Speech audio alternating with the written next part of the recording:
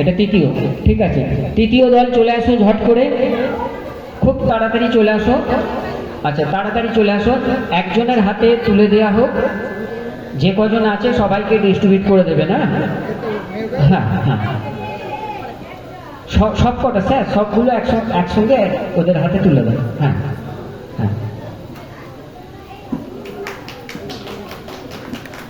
আচ্ছা দ্বিতীয় উঠে আসো।